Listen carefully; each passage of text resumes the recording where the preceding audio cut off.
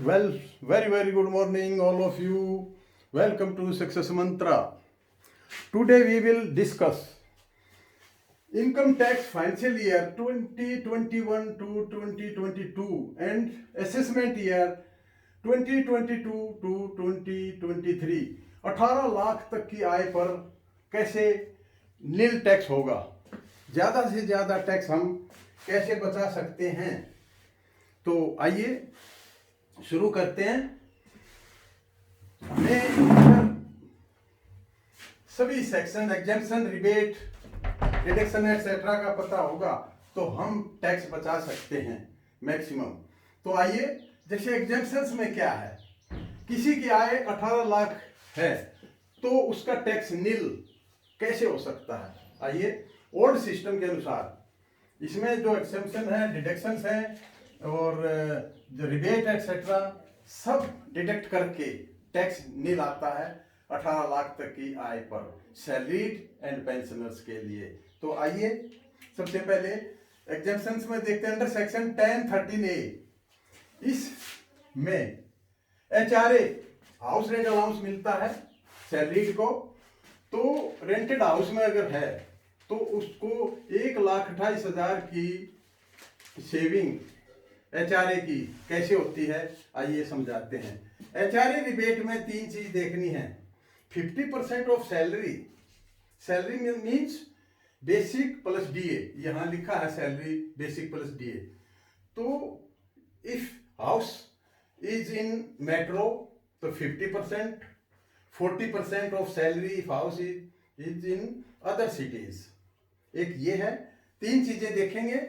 और दूसरा है rent paid less 10% of salary, salary का 10% उसमें से जो रेंट साल भर दिया है उसमें से उसको लेस करेंगे। और actual rent, house rent allowance received, employer ने जो एम्प्लॉय को दिया है, इन 3 में जो कम होगा वो लेस होगा, HRA की उतनी रिबेट मिलेगी।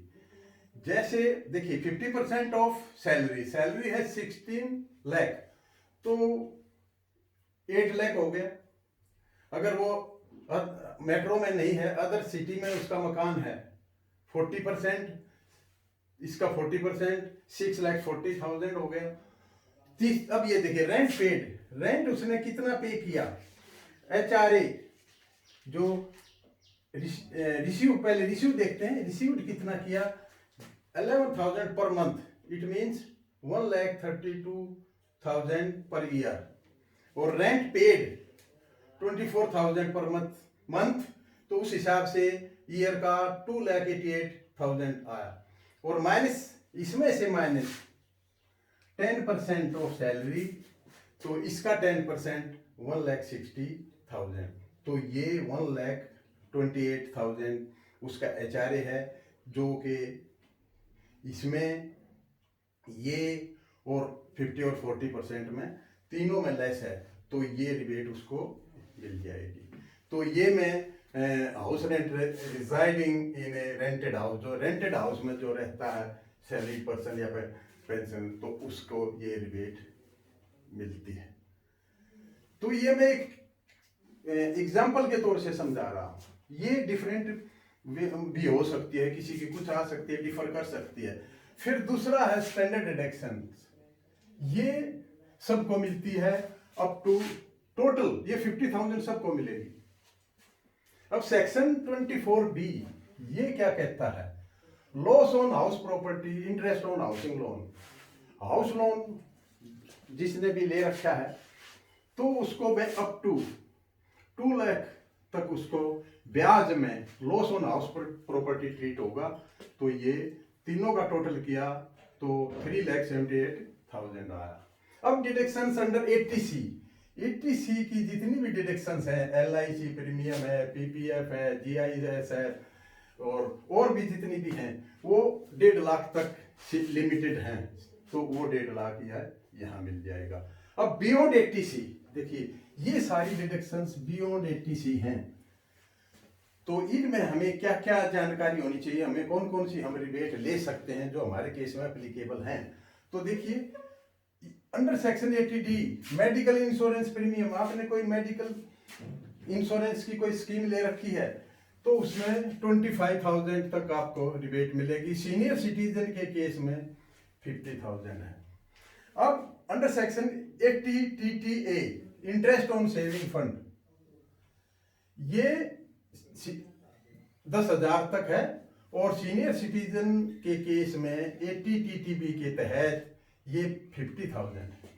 हमने सीनियर सिटीजन का केस नहीं लिया है तो यहां हमने 10,000 ही लेंगे। अब अंडर सेक्शन 80G क्या कहता है? डोनेशन टू 100% रिलीफ फंड, कुछ सर्टेन कंडीशन है, कुछ में 100% है, कुछ में 50% है। तो यहाँ डोनेशन डोनेट किया 75,000 ये लिया, टोटल 1,10,000 आ गए। अब under section 80DD disabled related, इसमें क्या है? सेल्फ है, स्पाउस है, किड्स है एंड पेरेंट्स है। 75,000 तक उसको इसमें डिडक्शन मिल जाएगी। In case of severe disability, जैसे कोई सीवियर डिसेबिलिटी है तो उस केस में 1,25,000 तक रिबेट है। अब under section 80DDB treatment for certain diseases for self and dependents, इसमें अप टू 40,000 तक है। फॉर पेरेंट्स अगर 60 ईयर से अबव है तो उसको 1 लाख तक उसमें छूट है। तो ये टोटल 2,25,000 हो गया। अब देखिए सर्टेन डिजीजेस में आप क्या लेंगे? सर्टेन डिजीजेस में जैसे सीवियर डिसेबिलिटी की बात कर रहा था, तो सीवियर में जो खतरनाक बीमारियां वो आएंगी और इसमें कुछ स्पेसिफिक डिजीजेस हैं तो उसमें 40,000 और 60,000 जो 60 ईयर्स अबव 60 ईयर्स 1 लाख तक इसमें रिबेट है। अब under section 80E interest on education loan, education loan आप ले सकते हैं और उसकी कोई लिमिट नहीं है, लेकिन उसकी वो लिमिट आपको डिडक्शन अप टू 8 ईयर्स तक, मैक्सिमम 8 साल तक आपको मिलेगी। तो इस केस में इस व्यक्ति ने 2,40,000 का रिबेट लिया है। Under section 80CCDIB self contribution to NPS national pension scheme tier 2, अब इसको समझना है। देखिए NPS टायर 1 में क्या होता है कि एक एम्प्लॉय की NPS का डिडक्शन करता है और कुछ कंट्रीब्यूशन वो अपना मिलाता है। लेकिन इन एडिशन टू दैट अगर कोई NPS में, वैसे NPS में 1.5 लाख तक है, लेकिन 1.5 लाख से ऊपर 2 लाख तक की लिमिट कब है?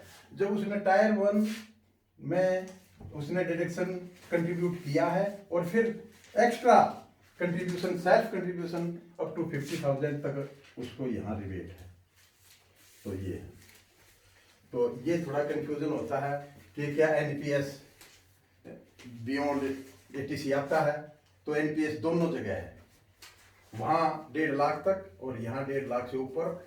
इसमें अगर आपने रिबेट लेनी है तो टायर 1 में भी आपको कंट्रीब्यूट करना पड़ेगा। तो अंडर सेक्शन 80EEB ये क्या है? Interest paid on purchase of electrical vehicle, electrical vehicle अगर कोई खरीदता है और उस पर 1.5 लाख तक का जो ब्याज है उसकी रिबेट यहाँ मिल जाती है। अब ये था। अब ये अंडर सेक्शन 87A क्या है?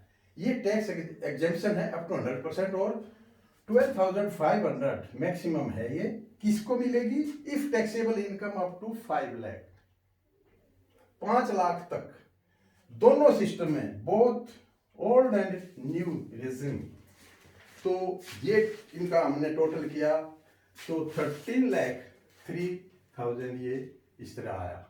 और भी कई छोटी छोटी रिबेट हो सकती हैं, लेकिन मैंने ये मेन लिया है। तो अभी देखिए सैलरी, किसी की सैलरी है ये, तो सैलरी में हम बेसिक पे प्लस DA ही लेते हैं, तो ये 16 लाख है। फिर अदर बेनिफिट भी होते हैं, HRA है, CCA भी हो सकता है, कई एक छोटे और हो सकते हैं। तो ये 2 लाख, तो 18 लाख इसकी ग्रोस इनकम हुई और टोटल डिडक्शन हमने यहाँ पर निकाला 13,03,000। तो ये हमारा टैक्सेबल इनकम बची, ये है टैक्सेबल इनकम, ये टैक्सेबल। अब इस पर टैक्स कैलकुलेट करना है। हमारे स्लैब है अप टू ₹2.5 नील है, अब 2.5 लाख ये 2,47,000 बचा, तो उस पर @5% है और टैक्स आया 12,350 टैक्स आ गया। जबकि 87 में एग्जेम्पशन है अप टू 12,500। इस केस में क्योंकि टैक्स इतना है तो इतनी ही रिबेट मिलेगी, हेंस टैक्स ट्रीटेड इज निल। तो फ्रेंड्स, हमें ये कुछ बताने का मतलब क्या है कि हमें इन डिडक्शंस का पता होना चाहिए, जानकारी होनी चाहिए, हमारे नॉलेज में होनी चाहिए। क्योंकि कई बार हमारे पास ये हम इन चीज़ों में किसी का इलाज कराते हैं, किसी में डिसेबिलिटी है, कोई इलेक्ट्रिकल व्हीकल खरीदता है, लेकिन हमें लैक ऑफ नॉलेज के कारण हम क्लेम नहीं करते हैं। तो ये था 18 लाख तक की आय पर नो आयकर, कोई टैक्स नहीं है। Thank you, have a nice day, okay.